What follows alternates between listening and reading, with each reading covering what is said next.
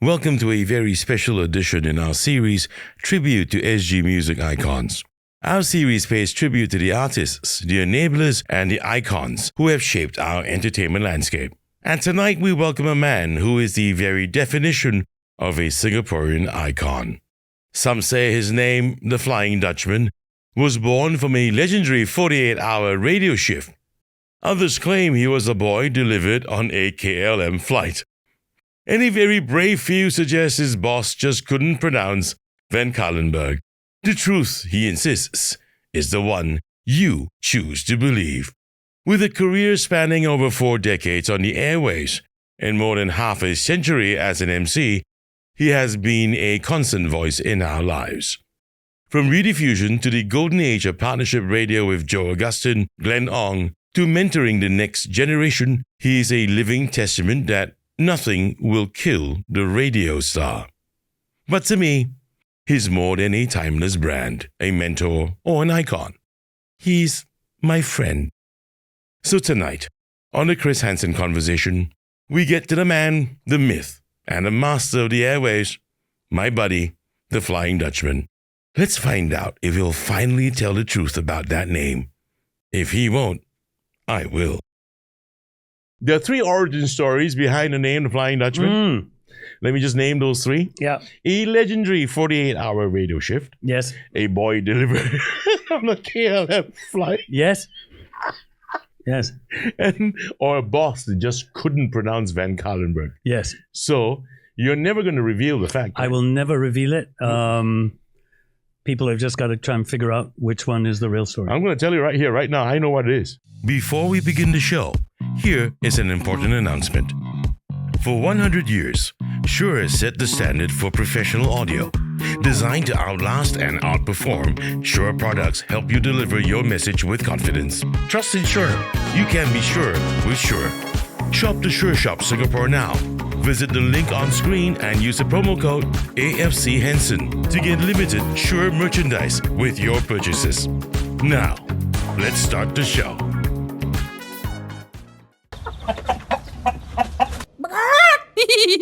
But you got to know what is the title of the show, though, bro. Okay. The title of your episode. It's a tribute to SG's music icons, huh? Okay. And it's a tribute to you, huh? Okay. Okay. Okay. And the episode title is that tribute to a timeless brand, the Flying Dutchman. Che. Steady, huh? Timeless brand. Timeless brand, huh? Don't play a fool. Not eh? bad. Not bad. Ah. 44 years. Why not?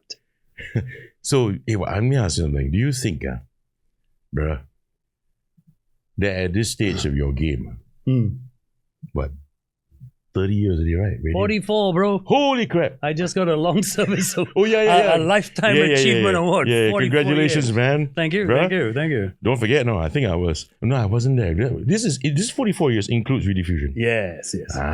Because I was there when you first got the radio. Yes. Okay.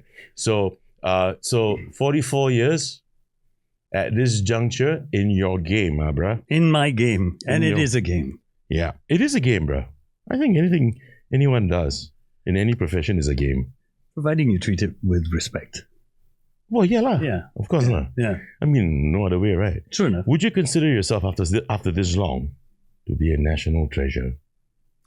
I've always considered myself to be a national treasure. Not shy, boss. No. There are 2 things I consider myself to be. 1, a national treasure, and 2, a 90s icon. But yeah. Why 90s? 80s? 90s? No, actually, it was a party we did the other day where the station did a party and you had to come dressed as a 90s icon. Yeah. So I came in black pants, a black t-shirt, and a red jacket. The greatest hits of all time, right? Yeah. And someone asked me, so who are you? I said, I'm a 90s icon. But actually, come to think of it, your heyday started then. I think my heyday really started in about 90s lah. Early 1990s, yeah. It would have been the 90s. Early 1990s. But bearing in mind that I started on rediffusion long before that. Oh, yeah, that one I know lah. Yeah. People, you got to know this. First of all, let me just say hello. Welcome back to the Chris Hansen Conversation. And it's my tribute show. This time to this icon. You've heard the introduction earlier on. And I have with me my brother from another mother. And my mother still regrets it. The Flying Dutchman. Thanks so much for having me, man. Hey, no, bro. Finally, I have you with me live in the studio. Yeah, it's about time, you know. Yeah, well, the last time we did this was with Yes. Mr. Yes. Mr. Yes, and we did that one over the That phone. one over the phone, yeah, man. Yeah. It wasn't that much fun, lah. No, This is it's more fun. Yeah, it's difficult when you're doing it over the phone because you got nobody to bounce off. Precisely, it's very bro. hard. Precisely, and I've known you for decades, so might as well just have you in studio, right? Absolutely. Yeah, man. Bring me back whenever you want. 'Cause my afternoons are boring. I will bloody hold you to it. Yeah, I have to tell you absolutely, first. please. Is it true? Is it true? Is it true what I've been reading? What? Because I don't recall you telling me this. What?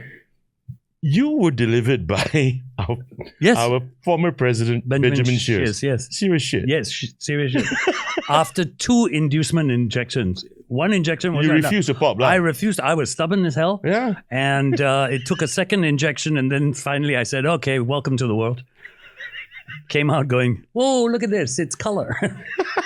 You know what? I'm just wondering what's my phone doing with you? I have no idea. Okay, put my Blocking phone my aside. hat. It's blocking Yeah, my hat. oh, I'm sorry, I'm blocking Yeah, your hat and It's all my that. hat. Wait, let me just okay. here Because we you go. know me, I have a put this massive hat collection. Oh yeah, that one I know lah. Yeah. Yeah, what made you wear this one? I was going to wear another one. My wife said, "Nope, you got to change it. It doesn't suit what you're wearing." So, okay. But it's on the table. You're not wearing it because of Because of the headphones. cans. The headphones you can't. Because of the cans. Sorry, Yeah. man. Yeah, no, it's fine. Don't wanna like bust your plans. No, it's fine. Don't worry about it. Okay. I'm gonna get straight to this bit here. Okay. What's the bit? You're gonna hate me for this shit. I know you are. I'm prepared for these questions. You've told That's why I came with coffee. there are 3 origin stories behind the name the Flying Dutchman.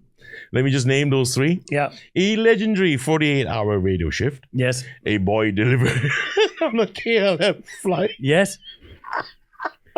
Yes. Or a boss that just couldn't pronounce Van Cuylenburg. Yes. So you're never going to reveal the fact. I will never reveal it. People have just got to try and figure out which one is the real story. I'm going to tell you right here, right now. I know what it is. What's the real story? The 48-hour shift. Who knows? Who knows? Okay, you people, you got to trust me. Let me tell you, it is a 48-hour shift. So he says. You know what? It is true. It was a rediffusion. Everybody seems to be on MC on that day. Yes. Well, Correct. that's the story. That's the story. It is That's the story. It is the effing story, man. Okay. So he says. No. You got to trust me. All 80,000 of you, almost 90,000 of you, trust me. Okay. 90,000 people trusting Chris Henson. Yep. That's a You gotta trust national me. disaster. No, right it won't there. be a disaster. It won't be a calamity even. I can Okay. tell you that it is the real story, and there's some more things people have asked me over the years, by the way, Okay. is a 48-hour shift on rediffusion. Mm. And it was Nigel who gave you that moniker, right? Nigel Mosburgen. Actually, he came up with the idea. It was approved by a man I have great respect for Larry. till today. He was a voice that rang on radio. in the Oh, I early know days. who you're talking about. Eric Lim. Oh, yeah. Eric hell Lim. yeah. Hell yeah. What a man. What a man. Oh, what a voice. What he a was voice. my boss. Eric Lim was your boss. Yeah, at Okay. Rediffusion. Yeah. Okay. But hell of a voice, man. Hell of a voice. Hell of a Oh voice. man, I can never forget that voice. Yeah. I can tell you. Very special voice. Yeah, man. So it was decided then, during the days of rediffusion. Yeah, because you see, how many people can pronounce Van Cuylenburg? It was just going to create problems. But I remember when I was, I gotta say this, when I was younger. I can't even remember when I was younger. Okay, when I was young, really, really young, Yeah. with a box in my mother's house. Yes, Called the rediffusion box. $12 a month. I wouldn't know. I wasn't paying that shit. It was about $12 a month. My folks were or paying $8 for a it. month or something. I can't remember. Yeah, but rediffusion changed a lot of people's lives, man. You know this show, right? I mean, I've been having this tribute show since we started the Chris Hansen conversation, and a lot of people that I've spoken with, musicians alike as well, the influence for many actually came from rediffusion. Man. It did, because we had everybody who was anybody. Mm-hmm, mm-hmm. You think about it. There was Nigel Mosbergen. There was Chris Hall. Chris Hall was with us. Yeah. Right. I was there. Larry was there. Larry was there. Yeah. You know, we weren't a radio station. Yeah. We were a community. Right. And I think that was a different time. Radio was a different time. If we wanted in those days to diss a song, we would do it. We'd play a song and say, for goodness sakes, don't go out and buy this. It's absolute rubbish. So it was it was honesty. It was honesty. So basically it was more like a actual music station. What it ought to be. I can't say it's what it ought to be. I think music stations have evolved over the years. Yeah, formatted radio. Formatted radio has come into it. So I think radio stations are what radio stations need to be today. The issues that radio stations have today is what kind of content do you put out there? Because if you are, you've got to be very, very in tune, because your audience is not, say, 35 to 45. Right. Like my current audience is 35 to 55 and beyond. Yeah. So what the 35-year-old listens to and wants to hear is not necessarily what the 55-year-old wants to listen to and to hear. Yeah. So I've got to find the middle ground. Yeah. So radio now has become more thought-provoking for the DJ than it ever was before. Right. We would get out and we would talk music, and that's all we'd talk. We wouldn't do stories about life. We wouldn't do discussion topics. It didn't exist in those days. Right. But it does now. But the thing is today, don't you think, lack of a better term, that the marketplace of listenership has, lack of a better term again, regressed back to the past of the days like rediffusion, when people just demand to just want to listen to the music. And listen to about the discography and all that. I tend to disagree with that. People want engagement. They want to be able to have their say. So, for example, this morning on our show, we did What's the Future of Cinema with John Louis from the Straits Times. Right. Because the projector is closed down. Yeah. Cathay Cineplexes have closed down. Yeah. So what's the future of cinema in Singapore? And people were wading in. There were people who said, I still go because it's an event for me. Right. As much as it's expensive, and it is, a family of four is close to $100 every time you go to the cinema. It's crazy now. So it's become an event. Yeah. So there are those. There are others who say, I'd rather watch it at home because I can stop the movie whenever I want. I can, I've got whatever snacks I want. So there were very, very different opinions. And that comes through now on radio. That never came through on the old days. Yeah, sure. So people want to be involved. They want to have their say. They want to have their say. They want to have a voice on radio. But then again, there's also that big, to me, what I realize is that there is a much larger audience today that would rather just, hey, can we cut the talking to a minimum and just play the music, or tell us more about the song and the band or the singer and the artist, blah, blah, blah. It's very interesting you're saying that because we just finished some research. Yeah. And some of the top things that people listen to radio for. Top of the list, music with entertainment. Second on the list, news. Third on the list, and this will freak you out. Traffic. Financial literacy. No. Yes. That's what they want to hear on radio. That's weird. They want to hear that. So when you hear radio stations doing a psychologist or a career analyst, you've had him on the show. Oh. Right? People want that because, yes, I want the music, but I also need some meat. I need some meat that'll help me get through my day. Right. So it's very interesting. We have people currently, when we do a discussion topic on our station, they are WhatsApping us from New Zealand, from Canada, and the approach. And these are Singaporeans living abroad. And how their mindset has changed because they live in a different environment. Right. Culturally different. They've learned to assimilate, and now they think differently. Right. So you get this whole mixed bag of people getting involved in your show. And honestly, I do a 4-hour show and it feels like 45 minutes. It flies because our listeners are getting involved. So now when you say, let's say for myself, I work on 1FM. 1FM is a media, an SPH media radio station. But who does it belong to? It belongs to the listeners. Okay. Absolutely. Because they are so involved in this. Right. They are so involved in this. So, and I've often wanted this to happen.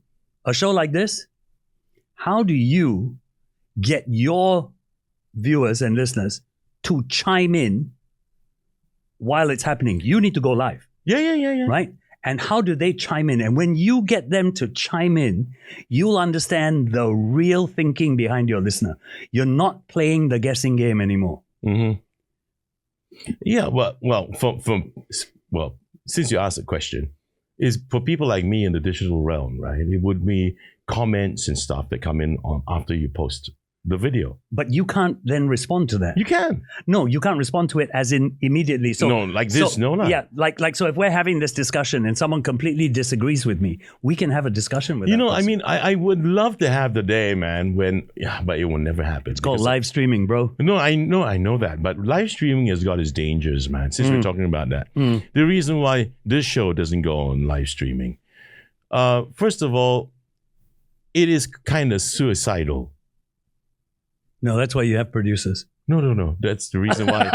The producers is just dear old Kai and me, right?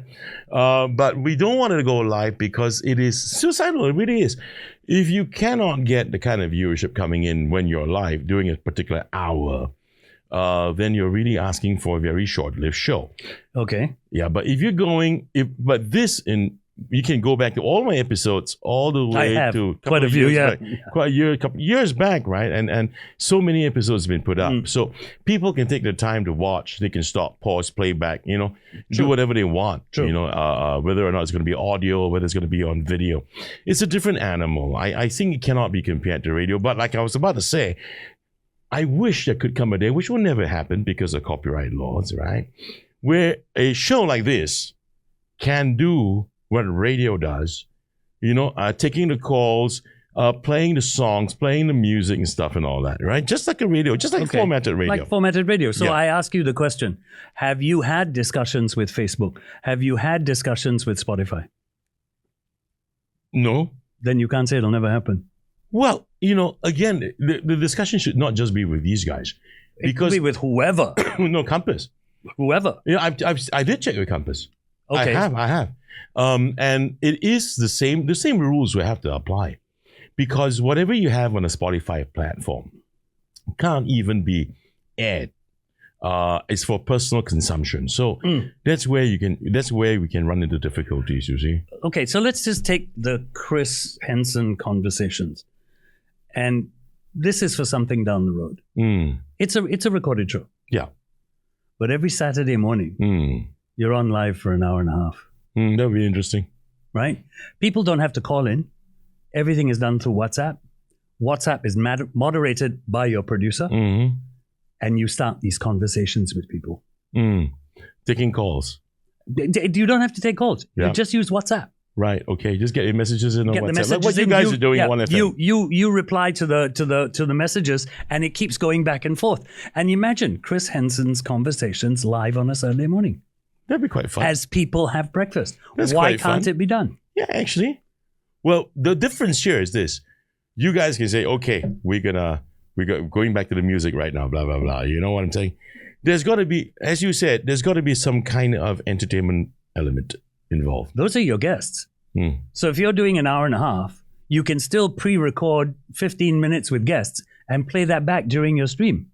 Yeah, well, yeah, it can be done. It's doable. It's doable. It's a lot of work. Hey, Kai. It's doable. Kai, the man's putting us to work. Yes. Thank you. Yeah. Sorry about that, dude. No problem. I love more work. Okay, let's talk about you. Let's talk about you. The name The Flying Dutchman, the moniker The Flying Dutchman, allowed you to do things Mark Van Cuylenburg couldn't. You said that before. You've mentioned that before. Yeah. What kind of permission did that persona give you? It gave me the ability to say what I felt needed to be said. But Mark Van Cuylenburg couldn't say. Couldn't say it. Why? You're one and the same guy. No, I think what you've got to realize is we call it a moniker, but my eyes were opened a few years ago when someone said, "You are a brand." So I'm a brand. A brand has an image. People expect a certain thing from that image. Right. So if you listen to 1FM, you will find that many is the time I am borderline. I push. Okay. Push the ante a little bit more. Yeah, it's like, how much can I say on this show? You see, whatever you want, man. Okay, so the other day, weather was said to be hot and yet wet. Okay. And I said it's exactly the way I like my women. And you got away with that shit. And I got away with it. Usually you wouldn't, right? No. Hardly people would get away with that. No. Why? It's become expected. If he doesn't... By the regulator? No, by the audience. Okay. So I run the risk of getting caught. Right. Because people... It's like Kumar. You can't bring Kumar up on the stage and say, don't do this and don't do that. It's not Kumar. Yeah, he'll give you the finger, man. Yeah, it's not cool. Yeah, he would. Yeah. It's not Kumar. Uh-huh. But that is me. At the same time, I can be very serious, very level-headed, and very 69-year-old. Right. So people look at me and they crap, go, I forgot you're 69. yeah. So people listen or watch on Facebook and they go, so what's he going to say today? Okay. They don't know. I don't know. Okay. But again, how is it you could get away with it? It's the brand. It is. Oh, come on, man. It is a brand. It is a brand. I should give myself a fucking brand. Then. And I have respect for the people out there who are on social media and listen and have the right to comment, but I'm not afraid of them. Okay. I'm not afraid of them. Okay. If you don't like something I say, that's okay. You're entitled to your opinion. Sure. I'm entitled to mine. Even in these days, of the word cancel. Yeah, being canceled out. Yeah, cancel culture is cancel culture. Mm-hmm. I believe that certain people have said things, and yes, maybe they do deserve to be canceled. But at the same time, I need to be honest. I need to be who I am. Right. I need to be who my listeners expect me to be. Mm-hmm. And this is very disconcerting. You have Elvis Presley there. Yeah. It's very disconcerting. Why? Because I just realized he was there. I was wondering who the hell that was. So I need to be able to say what I need to say. Everybody is entitled to their opinions, and I try to put that across. There are people who don't like what I say. Mm-hmm. There have always been people who don't like what I say. Yeah. And you're entitled to that. Right. But then again, you don't have the bosses or the regulator breathing down your neck. No, I do. When I go too far, I do get a very, very hard whack on the wrist. Okay. I do. And what do? Do you pull back or not? I have to. Okay. I have to pull back because I have to understand that there's more than my image, more than 1FM. There's the whole of SPH behind this. Okay. So I have to toe a line. Every once in a while, just, I'm sorry, it's me. So I got to. So FD does tap on the brakes. Once in a while. Okay, give me one example. The kind of trouble that FD got into that you, as Mark Van Cuylenburg, couldn't get away with. Okay. I think I would have lost my job and my career would have been down the tubes. Many years ago, I was not focusing on a radio show. I won't say who I was with. One of them is dearly departed now. Okay. And I wasn't focusing. I was prepping a story. I wasn't focusing on what was happening.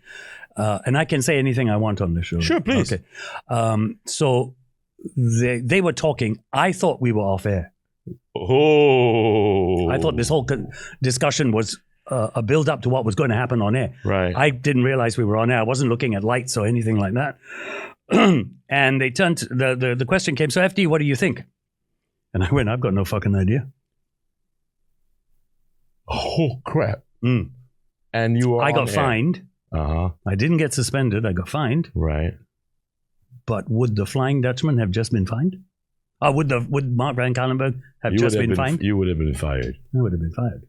So But the brand was important to the station. so far, there's far. only two of you on air today. Even in history, I can't remember anyone else. Help me out, okay? There's only you and X that has got your own brand. I disagree. I think there are a lot of brands on radio today. Like who? Ego Man's a brand. Who? Glenn's a Ego brand. Man. Yeah. Okay. Glenn's a brand, but not known as the Ego Man, but No, just as because Glenn. he doesn't push it as much. Right. He doesn't. No, because no one uses Mark Van Cuylenburg. Everybody uses the Flying Dutchman. It's in your face. Right. So that's how the brand developed. Okay. You know, the advertising, everything was the Flying Dutchman, the Flying Dutchman, the So Flying you Dutchman. need not actually have a moniker to No. build a brand. You can build your name. You can build a brand. Right. What makes you think Chris Henson isn't a brand now with the conversation? I don't think I am. Hey, ask that of your 90,000 people who follow you. Oh man, I don't know, man. I never looked at things that way.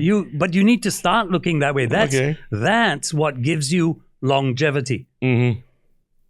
Personally, you will never have that longevity. A brand has that longevity. Well, I thought long and hard, bro. When a couple of years back, right? When on that first show you and Glenn were on, that didn't belong to me. Yeah. That was Copy with Chris. Yeah. Fucking said it. Kai said it, Kai. Copy with Chris. Good Lord. Oh, here we go. That was a while ago. No, FD said it. That was a while ago. It was like what, 5 years back. And my first foray into podcasting, right? Yeah. And I had so much fun. And when the show was shut down, I couldn't retain that name because it didn't belong to me. No. So I spent 2 years building this, what you see right here, and building this show. Now, there came a point naturally I had to sit down and think, how should I name the show?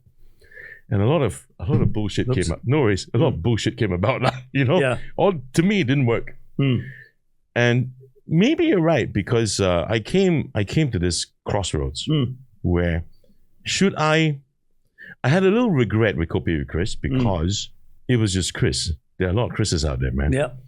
Right? And the then producer told me, no, you shouldn't. I mean, why do you? It's so much ego, right? You got, if you just put out your full name.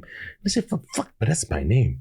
And there's only, as far as I know, in this country, there's only one Chris Hansen. Exactly. That's why the last 2 episodes, Kai can tell you my guests that were here. Sky was here, Sky Serena. Oh, right, yeah. Remember the wonderful singer, the one that sang the Whitney Houston song. Yeah. Oh my goodness, she was here. Reggie Leo was here, and I said there can only be one Chris Hansen. Sorry, So I told myself, no, man, I gotta start the show. I gotta start branding the show. I never used that term actually. I just wanted to make sure there's a name that will stick, and it's gonna be my name. Yeah. You've got 90,000 listeners. Brand yourself. Yeah. Spend time, spend a few bucks. Good advice, yourself. brother.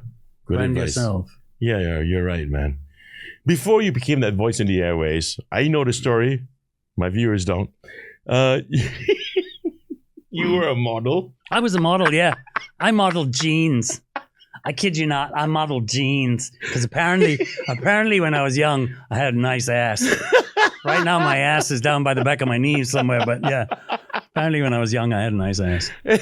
No, don't worry. Your ass is still kind of high, bro. It's Okay. not down to your knees yet. Okay. I was walking behind you just now. Okay. So, and a fashion show host. You know, Yes. all the fashion shows, right? Yeah. All the catwalk stuff. Catwalks. I used to do a lot of the beauty pageants here as well. Yo, that one I know. Yeah. My goodness, how you tahan?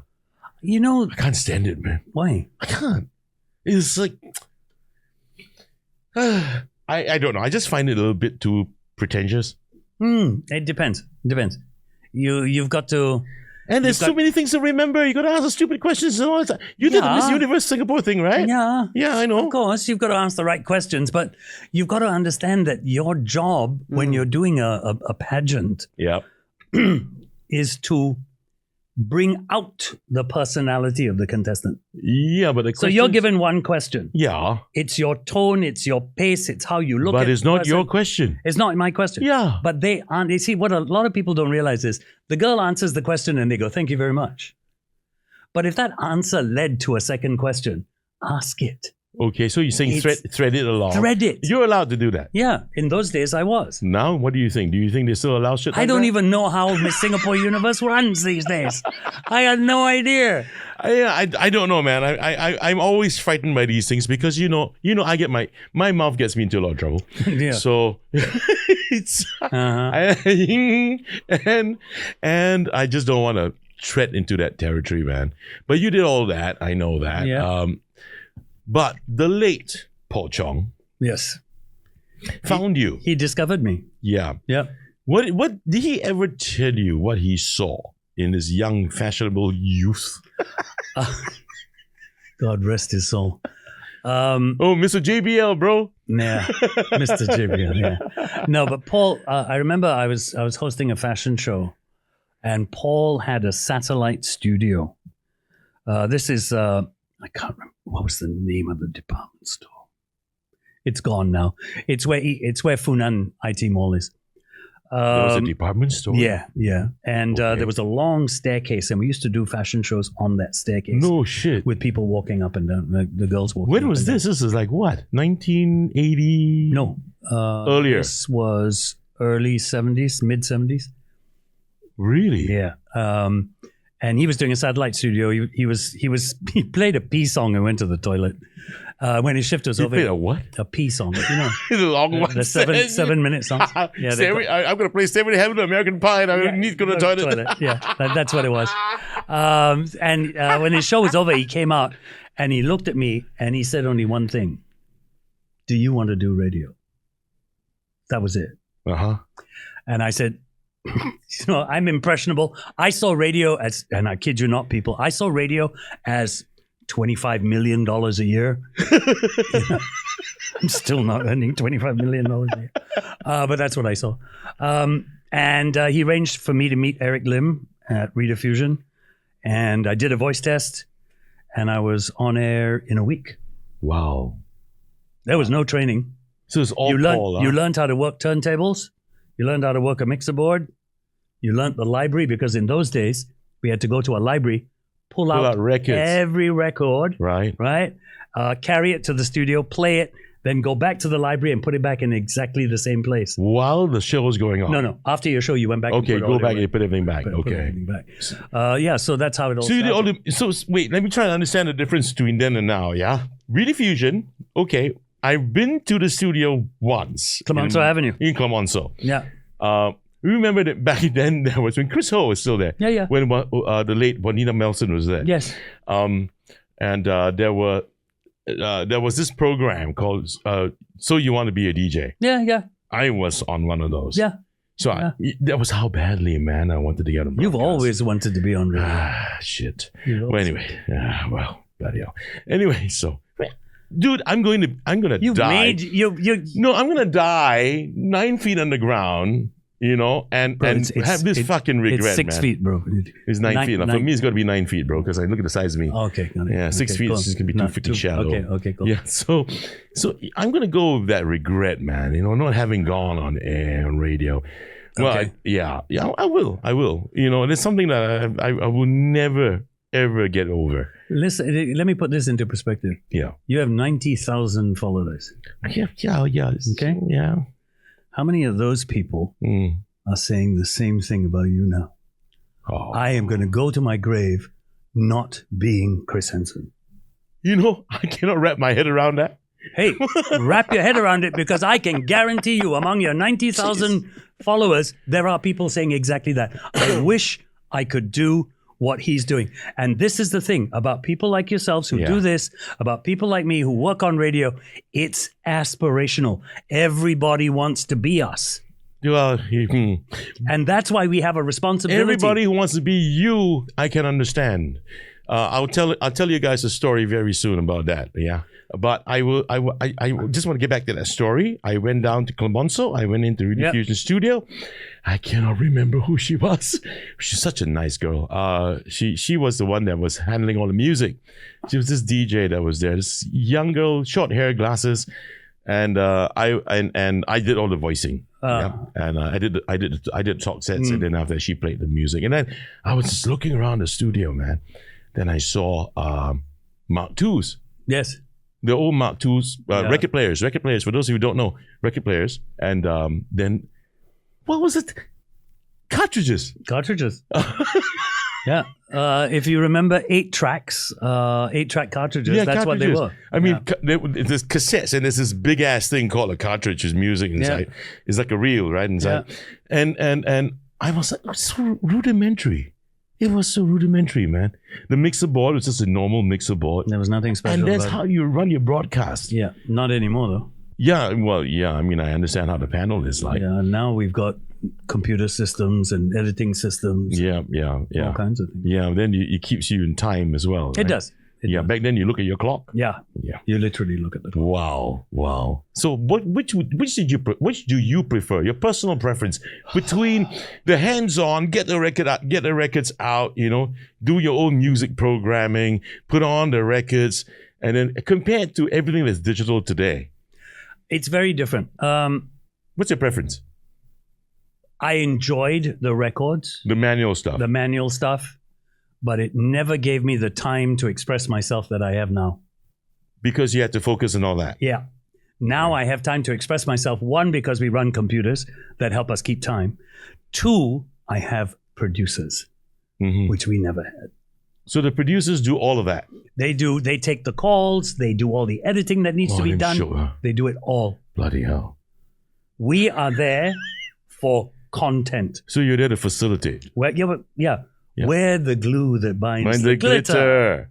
And by the way, that's mine. I know. It's mine. Huh? I know. I've got rights to that. I know. Yeah, I got to say that But first. that's what it is. That's what it is. Yeah, I mean, your producers is so fun, right? Takes You were- all the load off you, man. You were talking about Juanita Wilson just now. Yeah. You mentioned her name. Yeah. Do you know that her granddaughter Yeah. is now one of the producers for the Kiss Morning Show? Oh, is that right? Yeah. Cheyenne is her granddaughter. Cheyenne is a granddaughter. Yeah. Oh. Yeah. Wow. Small world, huh? Oh. Very small world. Let's talk about your, the golden era of radio partnerships, man. You know I'm going to go there, right? I've worked with the best. I've been so lucky. I've been blessed by God. Yep, you have. I've been- That one I can say. I I've mean, been we're blessed by good God. friends, man. I mean, we've known each other for decades. So that one I can say quite clearly. I've been blessed by God. Yeah. And it all started with the Morning Express. Started with the Morning Express with Joe. Joe Augustine. That is a partnership. There are two partnerships radio will never see again. And even, I believe, Joe and the Flying Dutchman, if you put us together now, wouldn't be the same. Why? We've grown in different directions As people. as people. It would never be the same. We came together at the right time in each of our lives, Mm-hmm. and we just gelled. Okay. And you know how people say, oh, we'll get together, we'll build chemistry? That's the most difficult thing. Right. But when you have someone like, when I came in with Joe, he was welcoming, he was open arms, he showed me the ropes of what MediaCorp was, and that chemistry was instant. Okay. It was instant. The other partnership you'll never see again, unless it happens very soon, is Glenn and myself. Okay. It's not going to happen again. Okay. So the chemistry between you and Glenn is still ongoing, right? It can still be ongoing. Let me rephrase that. It can still be ongoing if we're brought back together again near enough in the future. But if we wait 4 or 5 years, it'll be gone. Okay. You also had a partnership with Vanessa Lopez. One of the best. I've two women I have thoroughly enjoyed working with. Uh-huh. Vanessa Lopez and Kerry Chong. Okay. Two women. I'd work with them again, drop of a hat. Okay. So Carrie is no longer a partner as of today. No, she's not. Lavinia is on the show. Lavinia's with on you. the show. Lavinia is a very funny lady. Mhm. And I really want to see where this show goes with her. Okay. Any secret ingredient to your chemistry between you and everyone would want to know about this one, Glenn Ong? Glenn knew how to push my buttons. Fuck yeah. Yeah. He knows how He to push a knew- lot of people's Yeah. buttons. And he knew it. He knew how to do it. But at the same time, Glenn knew that if he was busy on the other side, because Glenn used to run panels Right. when we first started. Yeah. So, and I've never been a panel operator. Lucky you. Lucky me.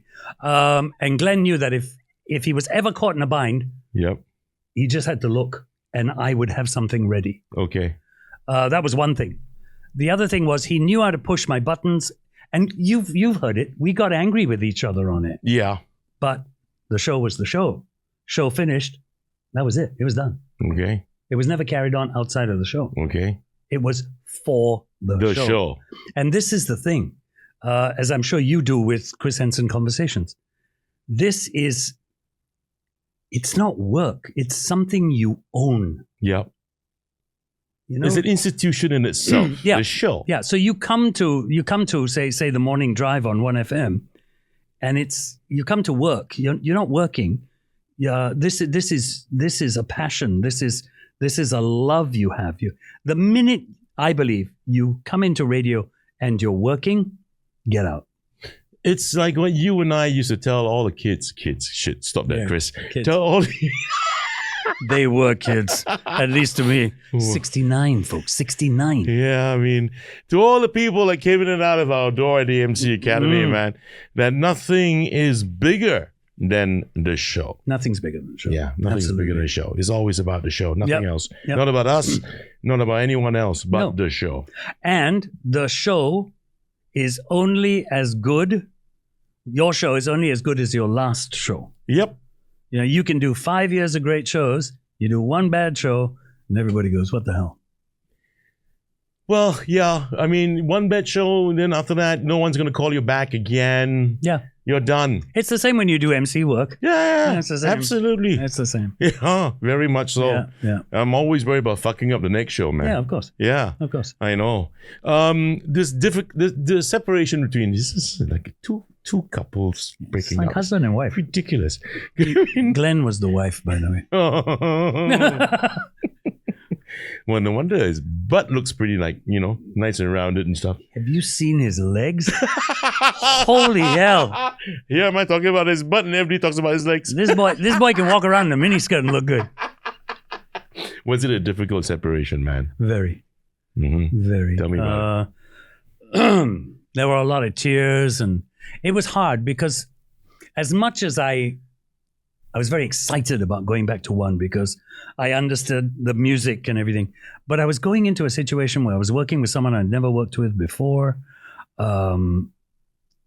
I didn't know whether one was the same one I'd left, and I was leaving something that I knew, something I was really comfortable with, so I was taken out of my comfort zone for a while. Right. Then I went into one. I was with Lavinia Yep. for all of 2 days, I think, or something. Right. Then she had to go on medical leave. Right. And then for 8-9 months, I was with Kerry Chong. Right. And again, that chemistry was instant. Okay. So it made it easier. But the breakup, damn, that was hard. That was really hard. Because, I mean, how many years? You wanted to leave, right? I needed a change. I wouldn't say I wanted to leave. Why did you need to change? I'm getting older. I find it very hard. How do I put this? To relate. No, I find it very hard to understand how a 15-year-old will understand me. Mm-hmm. But that is part of the target audience of KISS. Right. So am I doing justice to that station? Glenn is my age. Yeah. How does he relate to a 15-year-old? You'll have to ask him that. I have no idea. I mean, but he's also very in tune with what's happening in Korea. so he's still a kid, lah. He's in tune. Like, I know there are a lot of you out there that love Korean music. I love the music. That's it. That's about it, yeah. Yeah, Just don't understand the language. I don't understand the Me language. too, I'm like you, man. Why must every group have 17,000 people in it? Yeah. And I get 7, 8, 9 Yeah. guys in a band. And they all look the same. And they all look the same. And the same with the girls. They all look the same. But look at Glenn. Look at his hairstyle, man. It's like a K-pop Well, if star's you look at Glenn going back to the early 2000s, he was the first Korean pop star. If you stop to think about it, actually. Yeah. Look at his hairstyle. I was just looking at him, yesterday, I think, online, on my socials. What the fuck? But hairstyles, like he's like not grown old. but I'll tell you, you will never find anybody as dedicated to radio as Glenn Ong. I am pretty sure, man. Yeah, he's so dedicated to his craft. Okay. Well, Glenn, very hard for you to pass history. I remember back in school. Really? Yep. Guess what I'm using on air tomorrow? Dude, I'm saying it. I don't give a shit. I'm just saying, Glenn and I, we know, Yeah. we've been friends since we were 7 years old. Yeah. We were in school together, and for most parts, we were Yeah. classmates all the way through secondary school. This joker, every time we get history results back, everyone passes except one. Till we got used to it. There you go. He's always the one failing history, man. He We set a- we don't get it. We just don't get it. We Set don't a get it. record for St. Patrick's. Almost. So the audience in Kiss 92 too young, but I'm kind of glad though that you made this decision, bro. It's your friend, yeah. It's an old friend, I can tell you. Yeah, you're probably you're older than X, right? You're older than Mr. yeah. William Xavier, right? You're older, right? I think on English radio, I'm the oldest. You're the person. oldest, dude. I'm the oldest person. You're the oldest. You cannot possibly. Now that Uncle Brian is retired, Yeah. I'll be the oldest. Yeah, you're the oldest. And Yeah. since you're the oldest, you should not be in a station that's catered for people that young. Maybe. But the bosses made the decision. And The demographics is just not right. I've got a new lease on life, I've got to tell you. Uh-huh. I love going to work, man. I can't wait to go to work. Really? Yeah. How come? Because of the New station. Because new station. you're back where you think you feel belonged? I'm back where I'm comfortable. Yeah, lah, where you belong lah. Yeah. It's another way of saying it, but yeah. I'll just say comfortable. Okay. I'm going to skip some questions, man. Absolutely. Because I look at Just- it, I get bored, boy. Okay, who wrote the Freaking- questions? I don't know. I did. This is what happens. Let's talk about your MC career. Oh my God. No, that's 50 years, man. Half a freaking century. Oh yeah. Yeah.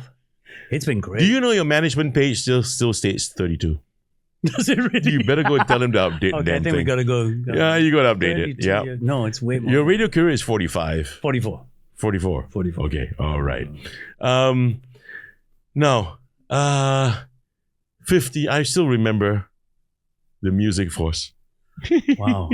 Nigel Musberg and Eric Lim and myself. Huh? Yes, that's right. Yeah. TMF. Yeah. TMF. I mean, that was the team that pioneered the events industry. Okay, I've got to give credit where credit is due. I think before us came a few people. Moby Dick. There was Moby Dick. Yeah. Larry Lai. Yeah.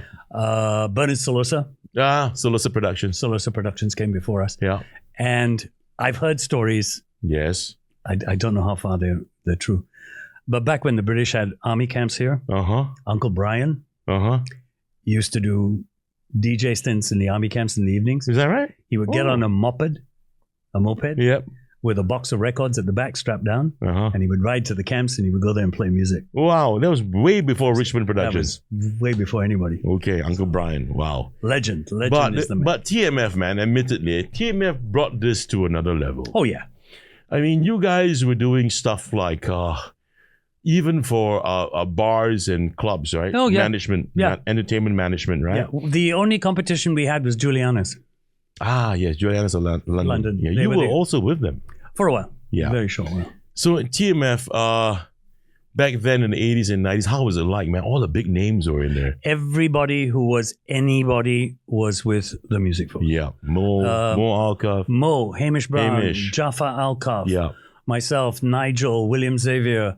Who else was with us? Kennedy Ling, God rest his soul. Wow. Our technical team, some of whom are now working at Resorts World, believe it or not. Mm-hmm. So we were the power there was at one point. Yeah, man. I mean, even for satellite shows in Parkway Parade. Oh, Dang. That was good. yeah. To me, it was eventful for me because you know this. Back then, my school, Yeah. St. Pat's, nothing to hide. Poor boy. Yeah, what poor boy. I tell you, St. Pat's. best bloody school to be in, man. Poor fellow, St. Pat. No, man, best bloody school to be in. Mm. You got to remember today. Look at radio today, or just not long ago, even in recent times. 90% of media personalities come from where? Yeah, the point is. I mean, come on. The point is. Come on. The entertainment industry in Singapore has been fueled by St. Patrick's and St. Joseph's institutions. Okay. All the other Let's schools be can fair. go. Let's be fair. It's a LaSallian thing. It belongs to the LaSallians. Yeah, it's okay. LaSallian. All right. Yeah, let's LaSallians. boil it down to Let's that. be nice. When back then in school, when TMF was really coming up and really growing up, and of course, you hear announcements, you read it in the papers as well, right? Parkway Parade is going to be a show going on downstairs in the basement, blah blah blah. I tell you, I got wire cutters, Take my wire cutters out of my school bag, Next to my school, there's a canal, right? That's right, yeah. Bloody like commando, cut the wire, And go to Parkway Parade. and then you jabut, crawl along the canal, jump over the bus stop, run, jump over the fence, Yeah. and then run across the road, get into the bus, go Parkway, See? Jabut school, See, when your children trouble at school, don't scold them. They might end up like Chris Henson and My have their son, own show. bloody hell, better don't do it, boy, I tell you. I'll have his guts for gutters, boy. So, I would go straight to Parkway, and I would be on the second floor banister Yeah, in my school uniform. looking down. You know why not? Because the Flying Dutchman was going to do a show, lah. Were you there the day I passed out in Parkway Parade? No, boss was passed out. I passed out in Parkway Parade on stage. I spent 2 days in hospital with a drip. How come? I was dehydrated. I had done so many shows at Parkway. It was in December. And I was just so dehydrated and so exhausted that I passed out on stage. Yeah. Shit, I missed that one. Yeah. I probably got Quite caught trying drama. to. I probably got caught trying to jump with school. That's Quite why. drama. A few years ago, I met someone. And it's amazing. He brings you back to reality. Comes up to me and he goes, "Hey, FD, I've followed you through your career. I used to watch you at Parkway Parade. You were my hero. I'd like you to meet my son. His son is 16." Suddenly it all becomes reality. I'd like you to meet my son. Hello, my son is 16. I know. Yeah, exactly. When I was about 14, 15, I was standing in the banisters watching you. Yeah. Right? Because why? I wanted to see how this whole thing works. Yeah. It was curiosity. Around that period, I think around that period, were you still in Rediffusion? About 83, 84, right? Yeah. The early days. Then I called you up. I was still in school. I was a young teen. And then you spent half an hour on the phone with me in between songs to tell me about the job because I was so interested. You were so into it. And then, that period of time for someone like me was very critical because in 86, I did my first paid gig. There you go. When I was 16. There you go. Right? And that's why today I can boldly say I've been doing shows for 40 years. There you go. And frankly, man, I mean, that's the reason why. We're really good friends. We've known each other for so long. And we know each other's families, right? Your kids were my flower girls. That's right. I emceed one of your daughter's weddings. That is true. I mean, it's been ages, right? But officially on my platform, this is my tribute to you, brother. Thank you. Seriously. Thank you. Because I would not have been able to take bold steps forward if not for what you've been doing. And I think, just save a bit of a breath here for your mom, your sister, who didn't hold you back. They allowed you to do it. To an extent. To an extent. But they allowed you to get out there and do it. True. Because I know the kind of son you are. If they'd put their foot down, you wouldn't have done it. You're right. That's the reason why I didn't get in the radio. Yeah. If they'd put their foot down, you wouldn't have done it. You know why, right? They did put their foot down about that. For radio. But they didn't know it was radio. Yeah. You see, there are some gigs I did when I was in school. Didn't know. They did not know. Okay. I can say it now. I'm freaking 55. What the fuck? Yeah, did I just exactly. say? But later on, especially after doing NS and after NS, during NS I was moonlighting.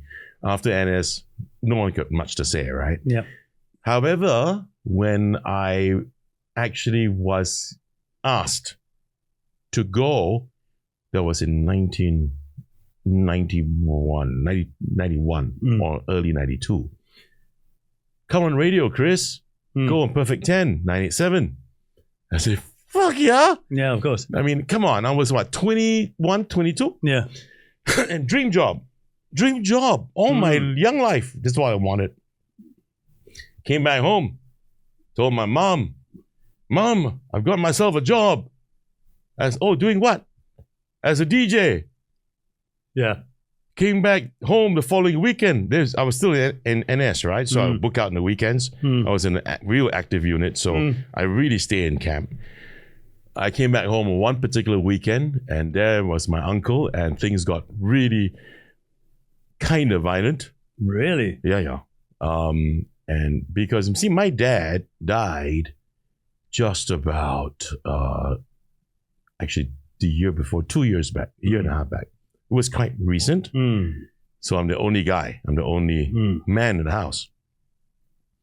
And it seemed as if it seemed to them, the elders, that I could do whatever I want since my dad's no longer around.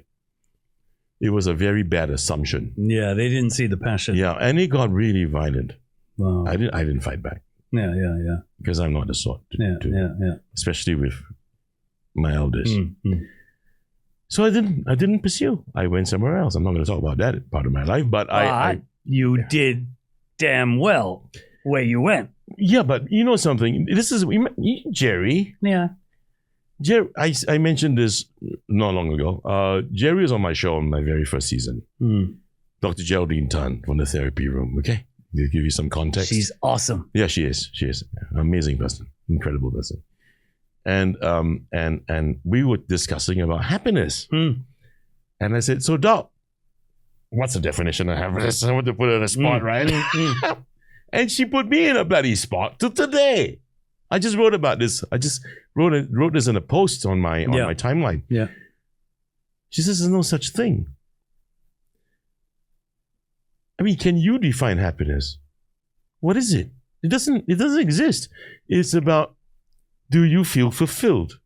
Have you, when you look back, if a sense of fulfillment, when you have that sense of fulfillment, like, okay, you know, I've done that, you know, I feel great about it. I want to do more of it.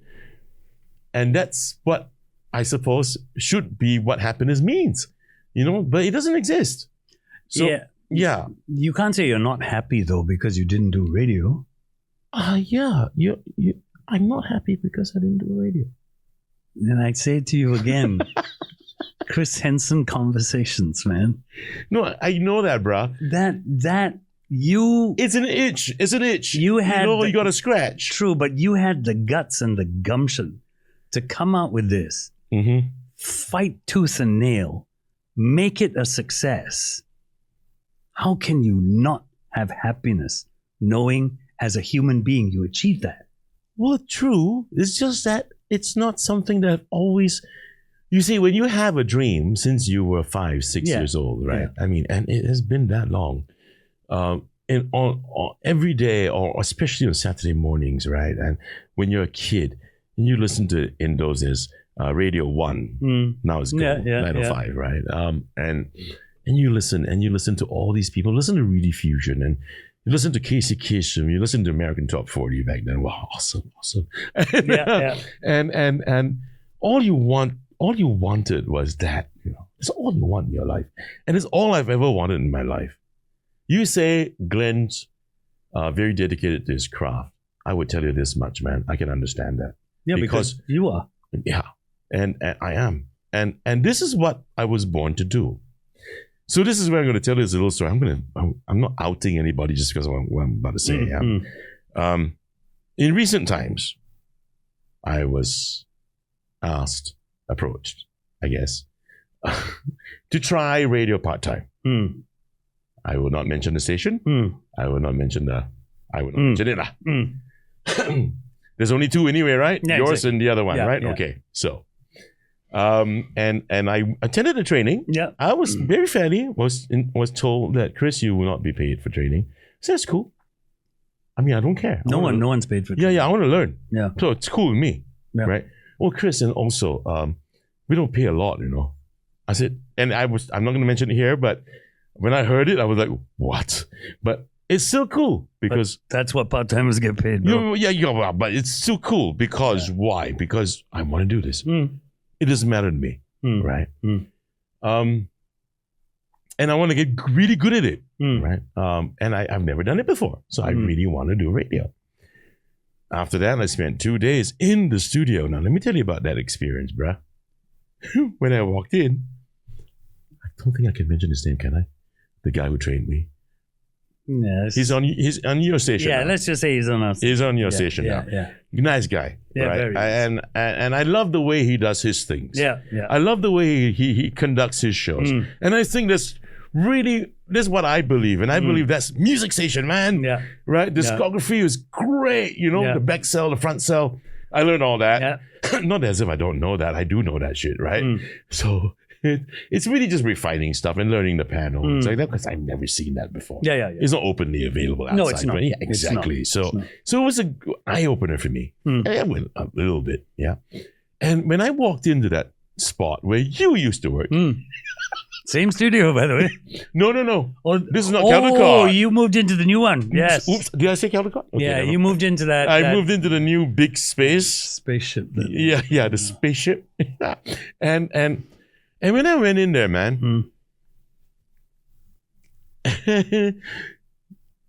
I looked around me and I had to turn around because I had to do this. Yeah, tears in your eyes. You know why?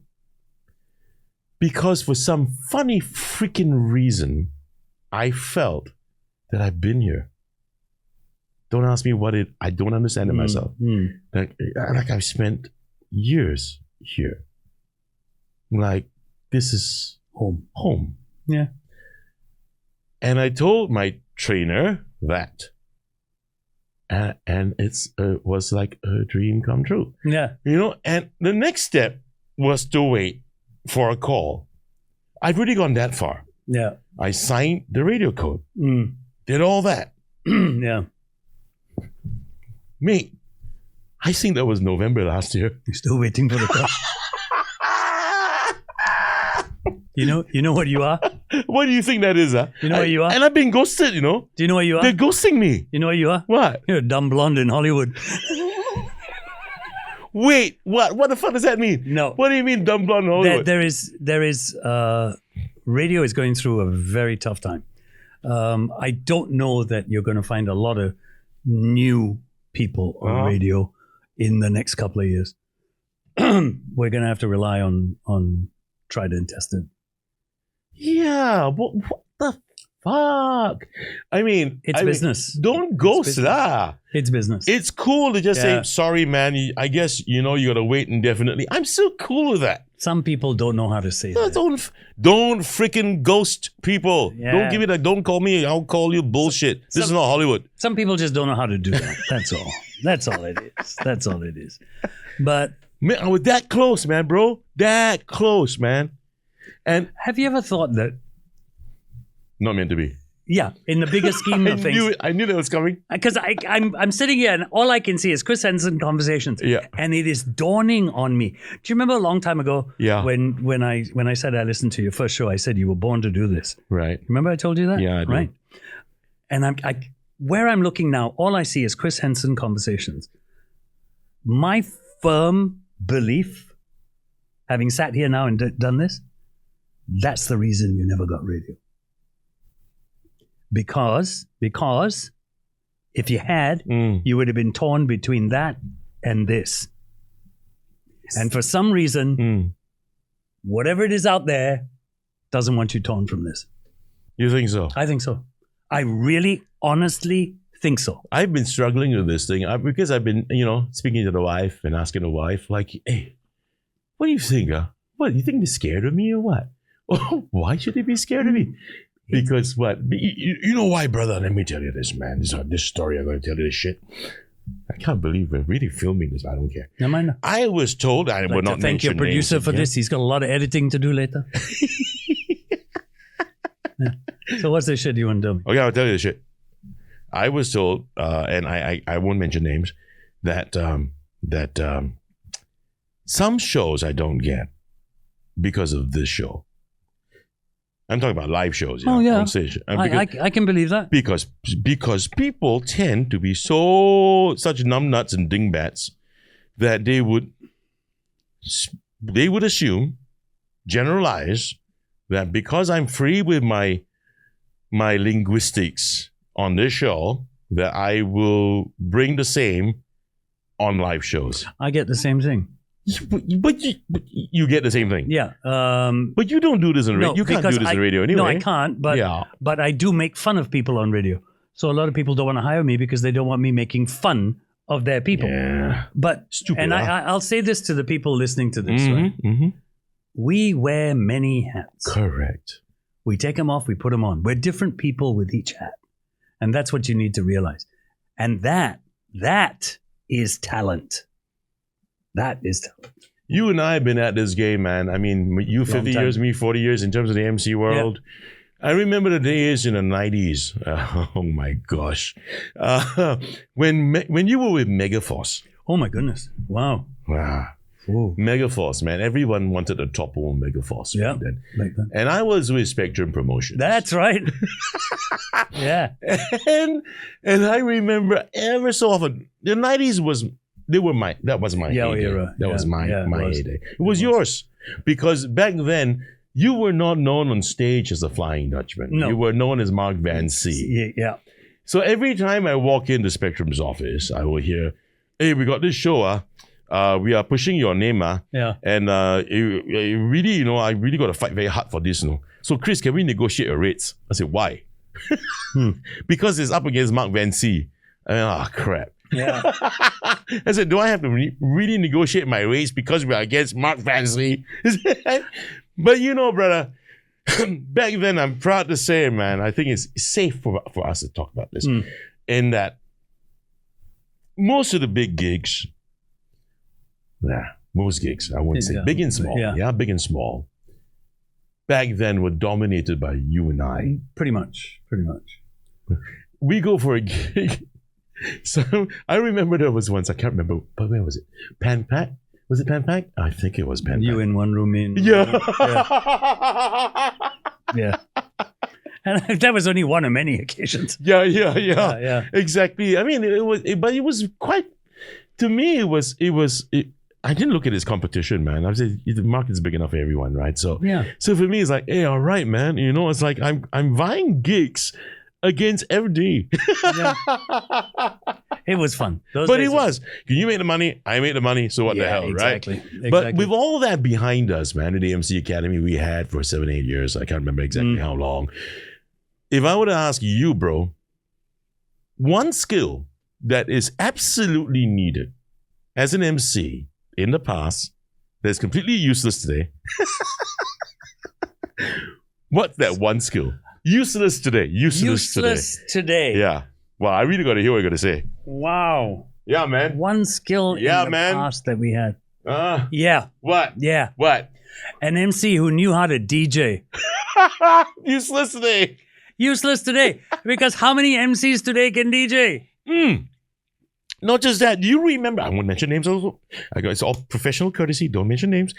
There's one guy, if you remember, back in the 90s. He used to DJ and MC behind the console. So did I. He never moved out of the console. Oh, no. I used to go on stage. This guy didn't, bro. Oh, that's he crazy. was playing games, spinning on a mic, and he was conducting the whole damn show, the whole program, like that. So. Yeah, fucking brilliant.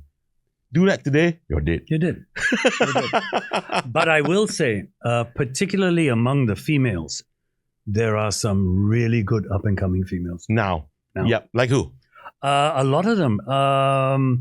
For one, a lot of the owls that we have on SPH, when you take them out of radio and you put them on stage, they're good. Well, we got to shout out for this person. Come on. I'm proud of her because she worked really hard. And she was one of ours. Sylvia Tam, shout out to you. Yep. Good job, girl. She has done really well for herself. Yeah, and she's doing great. I think she's everywhere now. Yeah. And she's on LinkedIn. She's very heavy on LinkedIn. Yeah. And she's giving talks as well. Yeah. I mean, it's freaking fantastic, man. It is brilliant. So we do have that. And I think a lot of people don't give them credit for what they do. Yeah. Yeah. What's one new skill that today's MC just can't live without? How to be politically correct. Huh?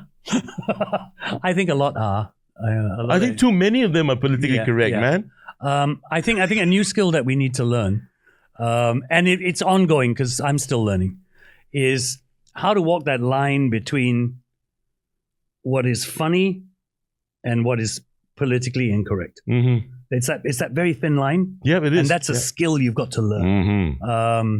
We didn't need it before. Yeah. Because the audiences were different. Yeah, we're different, you know? But now you've got to learn to walk that line. And that only comes with experience. You're going to fall. You're going to have to pick yourself up, learn, go again. Then what is the biggest mistake you see younger MCs make? They forget that, again, it's aspirational. You don't need... how do I put this? You don't need to be Singlish. Speak English. Singlish, this is me personally. Singlish is for comedy. But when you're doing... This is why I worry for so many MCs. They're so Singlish. I don't know whether they'll be able to evolve into the conference convention market. Well, what if they could code switch? Well, if they can code switch, great. But there are not many that can. Okay, let's get that right then. So the key factor here is the ability to code switch. Yeah. Yeah, because I would tend to disagree with you a little bit because sometimes, us guys, we have to be funny too. No, we've got to be and funny. we have to be relatable. Yeah, we have to be relatable. But you're not speaking Singlish for 4 hours at an No, event. I mean, of course not. And I find a lot of people do that. I'm not going to mention names. There was one guy whose English was really good, but he would fall into Singlish and he would have me in stitches. He used to host all the Reader's Digest Awards. When they came to Singapore. I'm not going to mention names, you know who you are. But he's super funny. Super funny. I'll find out from you after we cut this show. I want to find out who that guy is. He's funny. I don't come to work, I come to play. Your great philosophy. Yes, I do not go to work. After 44 years, what is one thing about this game that still genuinely surprises you? Never knowing what my partners are going to say. Really? Yeah. Because, yes, we prep what we're going to do. But as the story develops, as the conversation develops, neither of us really knows what the other is going to say. And that, to me, is the secret.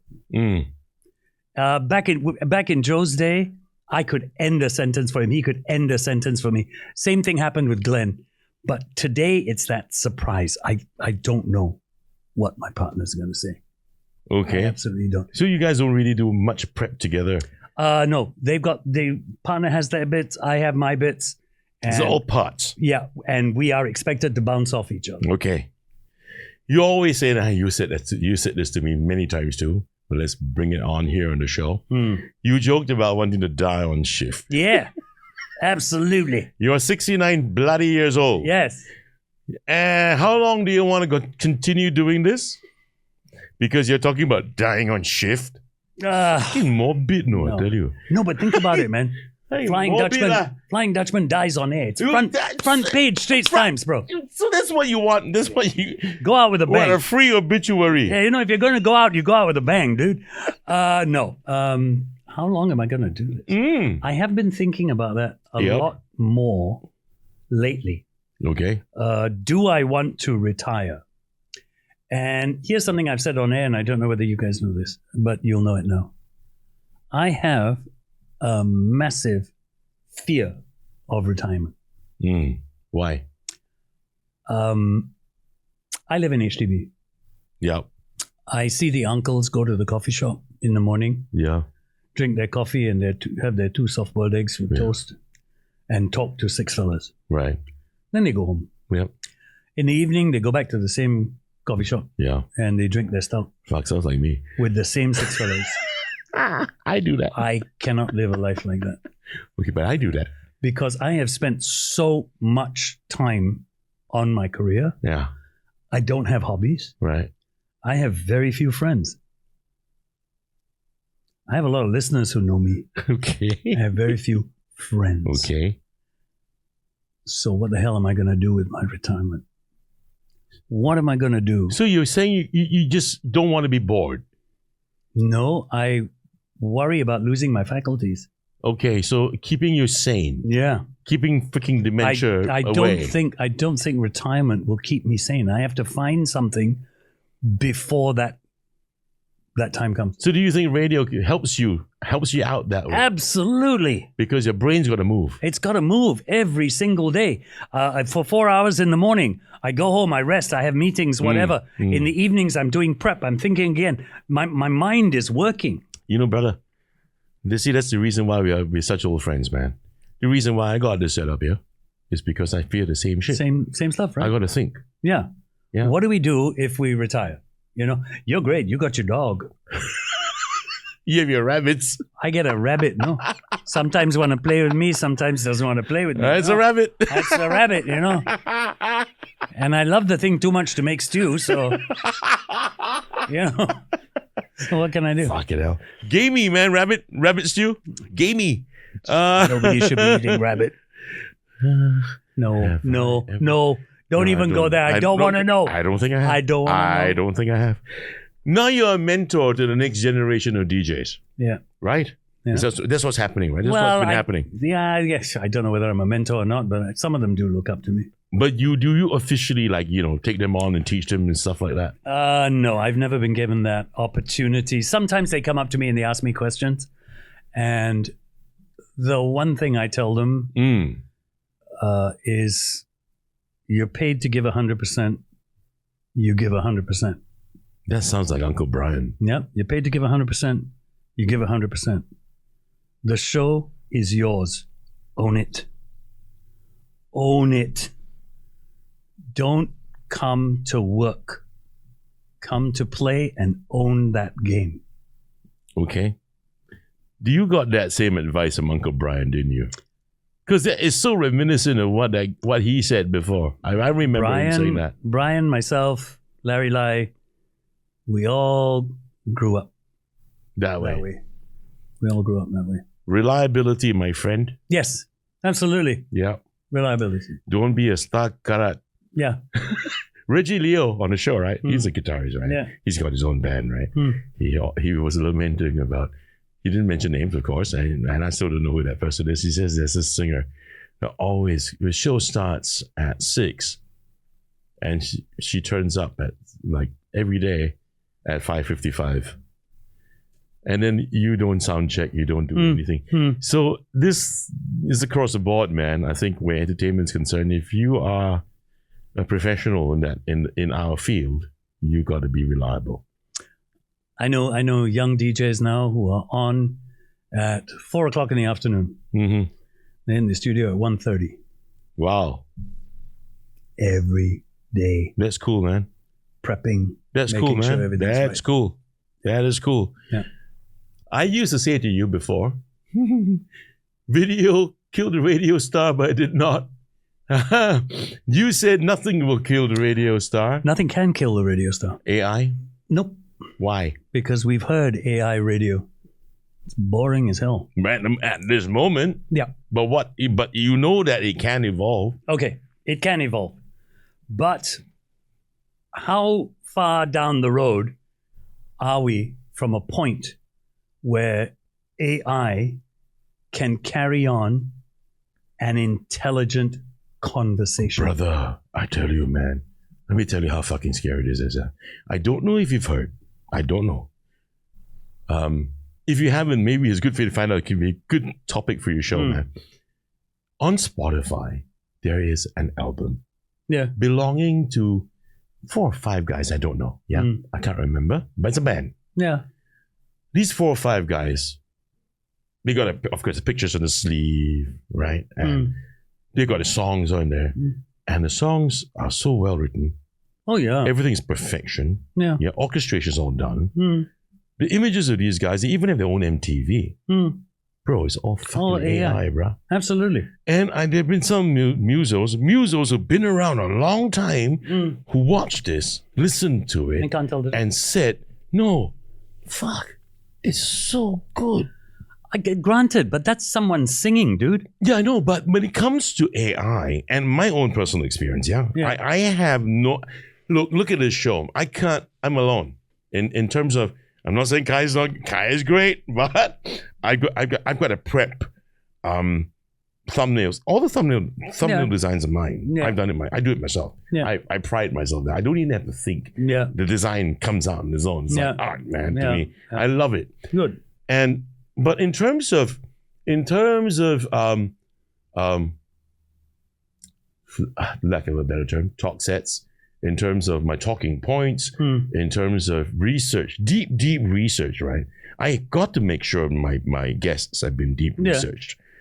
I actually pay for a subscription to my AI. Yeah. We all do. But bro, the deep research is ridiculous, man. Fool. The information I get is out of this world. It's nuts. But what I'm saying is, why AI is not going to replace the DJ anytime soon. It can replace the DJ in certain time belts. Yeah. It can replace the DJ during an afternoon.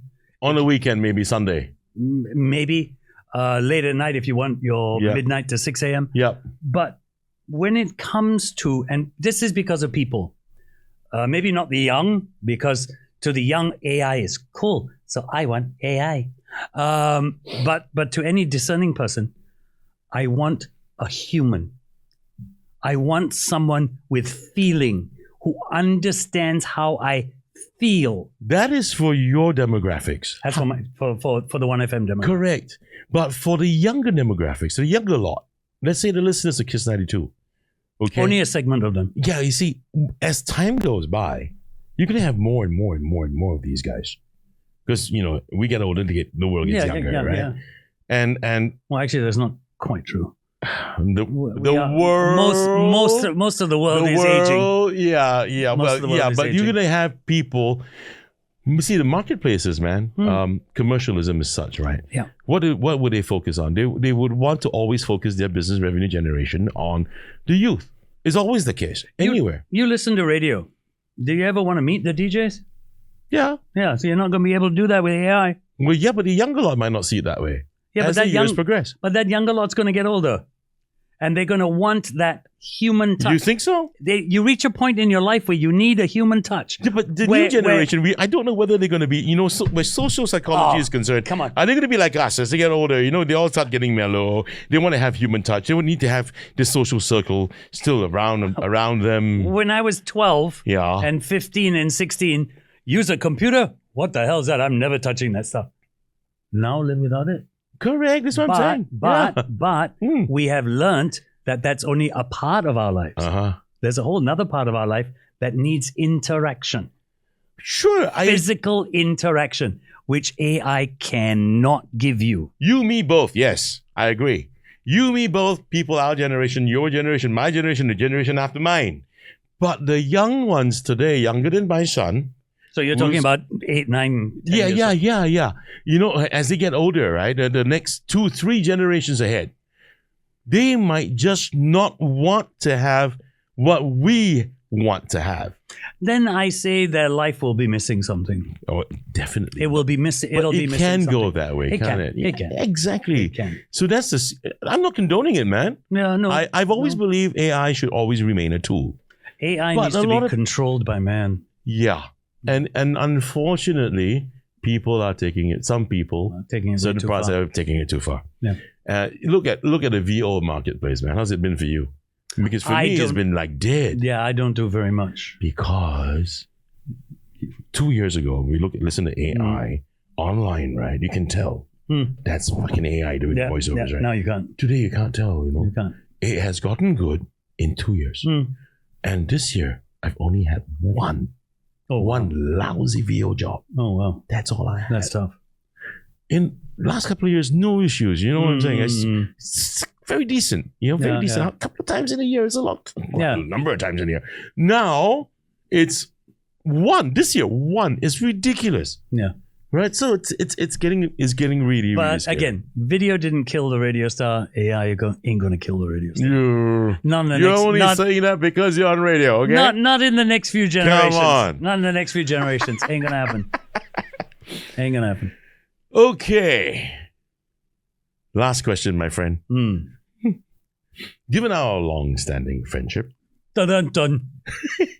fast forward to a hypothetical scenario. Mm. You're not going to like this. If we were, hypothetically, partner a radio show today, what would our, you and me, on-air dynamic be like? How do you think our show would rate? Could we have the muttons for breakfast? No, let me rephrase that. Could we have mutton for breakfast? Yeah, otherwise we cannot slime, tadi. Yeah. Number one, if you and I were on a radio show together, no matter what time belt we were on, we are a court case waiting to happen. That's the first thing. No, it won't be so bad. No, the second thing is, I personally feel, in Singapore, people go with what they know. Are the muttons good on their show? They're great. Yeah. For their target audience, they're great. Yeah.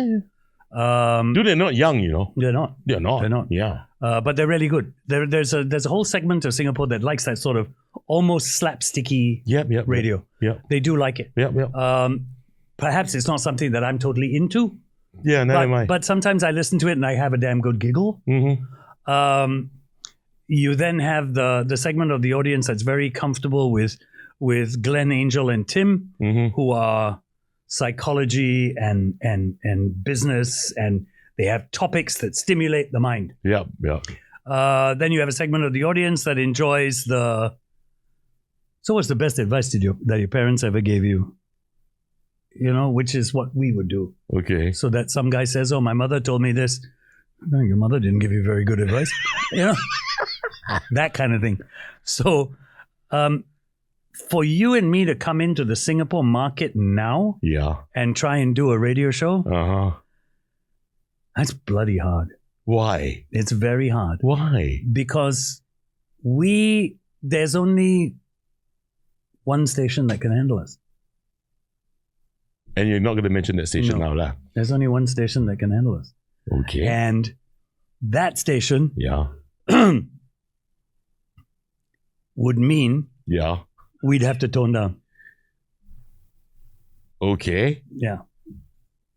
What do you mean by tone down? How hard are we going to be anyway? So I couldn't, for example, on that station say, well, it's going to be a hot and wet day. Oh, it's just the way I like my women. You know, I couldn't say that. Okay. And that's the only station that you think we can be on. Yeah. There's only one. Because that station accepts risque stuff, but not as risque as we would. No. What is it? It's our age. Oh, come on. It's our age. I think we would actually give quite a lot of shows a run for their money. Thank you for finishing that sentence for me, because I was wondering whether I should say that or not. A run for their money, mate. But remember that giving a show a run for its money doesn't mean you overtake it. Would that mean one and the same ratings? No. You're pushing them. You're not necessarily overtaking them. But we'll give them a good fright. We'll give them a good fright. A good fright? We'll give them a good fright. Yeah, we will give them a good fright. I think so. What do you guys think? You know, let me know in your comments. I really would love to find out what you guys think. It'd be quite interesting. Do you think that FD and I should have our own radio show?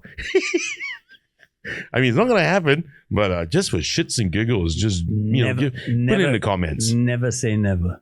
Hey, bro, if the day never. it ever happens, man, I will be jumping up and down. I think the day it happens is the day insurance companies begin to insure radio shows, because the fines will be ridiculous. No lah. You know, at the end of the show, I just wanna say this. I was told by Mr. Ong, Glenn Ong, I'm gonna make it quite public now, because there's nothing to hide lah. Yeah, okay. He told me one day at a dinner that was with your family. Yeah. And he said, bro, he meant well. I know his intentions are good. I want to tell you something. once and for all. I said, what? Can you please remove the specter from your shoulder? Get it off. I said, what specter? About being on radio. You would not have lasted 2 months. And he did say this, and also because you're not sheep. Right? So I know he meant well, and I love you for that, Glenn. But I would say this, man. I think, yes, you said earlier, we all wear different hats. Yeah. And and if it would have, and if it calls for it, man, to be compliant, I will be compliant. Yeah, but really, we need to tone down. We tone it down. I think you and I would still be able to up the ante a little bit, regardless. Let me see how we can try and put this together. Yo, come on! Don't say that. Make me happy. No, I'm not. I didn't. I'm not saying free to air radio, but let's see how we can make this happen. You mean there's other things besides free to air radio? That's the thought, brother. I gotta tell you, I love you, man. I love you too. And my tribute to you, bro, for all the years you've given the radio, for all the years and all the stuff, you used to do on stage, still doing on stage, and for inspiring someone like me, and I'm pretty sure I'm not the only one, through the years, man. I mean, someone's got to say this, and if it has to be me, then it will be me, and it is right now. Thank you, bro. You're most welcome. Yeah, really, man. I just want to say one thing before we go. The Flying Dutchman is the Flying Dutchman. The Flying Dutchman is nobody without his listeners. So if I'm popular, it's because of you. If I'm a brand, it's because of you. So if anybody has to thank anybody, I thank you for giving me this career. And there you have it, everyone. That's the Flying Dutchman, our guest for this week. And nice to have this conversation with him every now and then. All right. See you guys next week, same time, same place. Until then, stay safe, everybody. Bye-bye. The Chris Hansen Conversation. Real talk, no filters. And a growing community of more than 80,000 subscribers across ASEAN, right here from Singapore.